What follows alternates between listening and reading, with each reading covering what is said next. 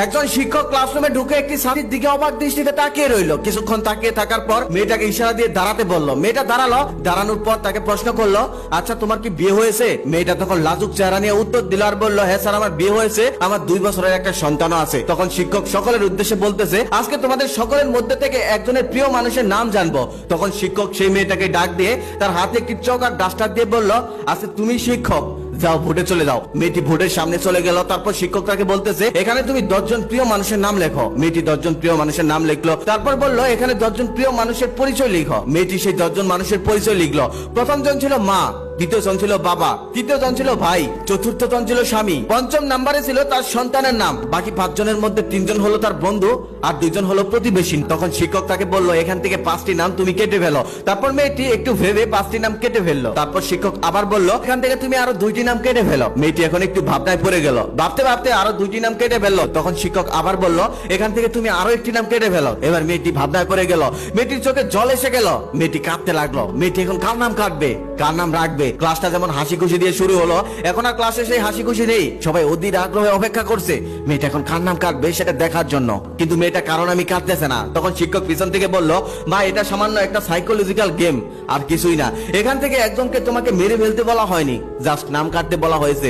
তুমি এত চিন্তা করো না, কান্না করো না, একটা নাম কেটে ফেলো। তখন মেয়েটি একটা নাম কেটে ফেললো, সেটা হলো তার সন্তানের নাম। এখন শুধু একটি নাম অবশিষ্ট হলো, সেটা তার স্বামীর নাম। তখন শিক্ষক পেয়ে গেল তার সব থেকে প্রিয় মানুষ কোনটি। তখন শিক্ষক তাকে সামনে ডেকে এনে বলল, মা তোমার মনের উপর দিয়ে যে ঝড় আজকে বয়ে গেল, এটার জন্য আমি দুঃখিত, আমাকে ক্ষমা করো। তারপর তার ব্যাগ থেকে একটা গিফটের বক্স বের করে বলল, এখানে 10টি গিফট আছে, তোমার 10 জন প্রিয় মানুষকে একটি একটি করে দিয়ে দিও। আরেকটি প্রশ্ন আমি তোমার কাছে জানতে চাই, তোমার 3 জন বন্ধু আর 2 জন প্রতিবেশীর নাম না হয় কেটে দিলে, কিন্তু তোমার মা তোমাকে গর্ভে ধারণ করেছে, বাবা তোমাকে লালন পালন করেছে, ভাই তোমাকে ভালোবেসেছে। শুনেছি একটা মায়ের কাছে নাকি তার সন্তান সব থেকে দামি। এই 4 জন মানুষই ছিল তোমার জীবনের গুরুত্বপূর্ণ মানুষ, কিন্তু তুমি 4 জনের নামই কেটে দিলে, শুধু রেখে দিলে স্বামীর নাম।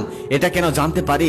তখন মেয়েটা বলতে লাগলো, আমার 3 জন বন্ধু আর 2 জন প্রতিবেশীর নাম আমি প্রথমেই কেটে দিলাম, কারণ আমার স্বামী আছে, সন্তান আছে, তারাই আমার সব থেকে ভালো বন্ধু। তারপর যখন আপনি আরো 2 জনের নাম কাটতে বললেন, তখন আমি একটু চিন্তায় পড়ে গেলাম। তারপর ভেবে দেখলাম বাবা মা তো আর সারা জীবন বাঁচে না, তাই বাবা মায়ের নাম কেটে দিলাম। তারপর যখন আপনি আরো একজনের নাম কাটতে বললেন, তখন আমি আরো চিন্তায় পড়ে গেলাম, বাবা মা না থাকলে ভাই হয়তো একটু খোঁজ নিত। তারপর আমি কিছুক্ষণ ভেবে সেই ভাইয়ের নামও কেটে দিলাম। কিন্তু তারপর যখন আপনি আরো একজনের নাম কাটতে বললেন, তখন আমি আর কারণ আমি কাটতে পারছিলাম না, কারণ আমার স্বামী সন্তানই তো সব। তারপর আমি এক সময় ভাবলাম, আমার সন্তান হয়তো বড় হয়ে বিয়ে করবে, বিয়ে করার পর হয়তো আমাকে ভুলে যেতেও পারে, এমনটা হয় আমাদের সমাজে। কিন্তু আমার স্বামী, সে তো আমাকে কখনো ভুলে যাবে না, সে তো আমাকে কখনো ছেড়ে যাবে না, সে তো আমার পৃথিবীর সব থেকে ভালো বন্ধু। সে সুখে দুঃখে সবসময় আমার পাশে থাকে, এমনকি আল্লাহ চাইলে মৃত্যুর পর জান্নাতেও সে আমার সাথে থাকবে।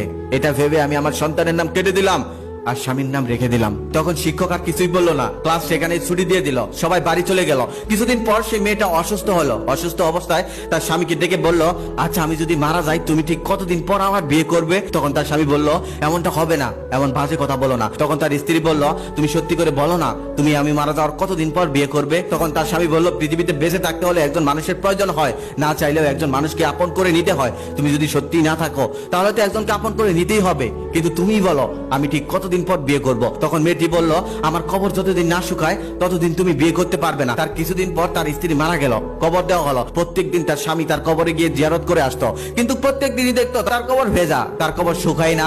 একদিন তিনি কবর জিয়ারত করে আসছিলেন, ঠিক সেই সময় দেখতে পারলেন তার শালাবাবু এক বালতি পানি নিয়ে কবরের দিকে যাচ্ছিলেন। তখন তিনি তার শালাবাবুকে জিজ্ঞেস করলো, আচ্ছা তুমি এক বালতি পানি নিয়ে কোথায় যাইতেছ? তখন শালাবাবু যে উত্তর দিল সেটা শুনে সে অবাক হয়ে গেল। সে বলল, আমার আপু মৃত্যুর আগে আমাকে বলে গেছে প্রত্যেক দিন আমার কবরে এক বালতি করে পানি দিতে, আমার কবর যেন কখনোই না শুকায়। এটাই তোর কাছে আমার জীবনের সব থেকে বড় চাওয়া। তাই আমি আমার বোনের ইচ্ছে পূরণ করতে প্রত্যেক দিন আপুর কবরে এক বালতি করে পানি আমি দিয়ে যাই, যেন তার কবর কখনোই না শুকায়। এই গল্প থেকে কি শিখতে পারলেন জানেন? একটা মেয়ে কখনোই তার স্বামীর বা কাউকে দিতে চায় না, আর একটা মেয়ে তার স্বামীকে ঠিক কতটা ভালোবাসে। মেয়েরা একটু বুঝতে চাইবে না, তবে আপনি যদি বুঝিয়ে নিতে পারেন এটা কোনো সমস্যা না। মেয়েদের ভালোবাসা বুঝতে শিখুন। স্ত্রীকে যত ভালোবাসা দিবেন সে তত মিষ্টি হবে, স্ত্রীকে যত অবহেলা করবেন সে তত ঝাঁঝালো হবে। মনে রাখ।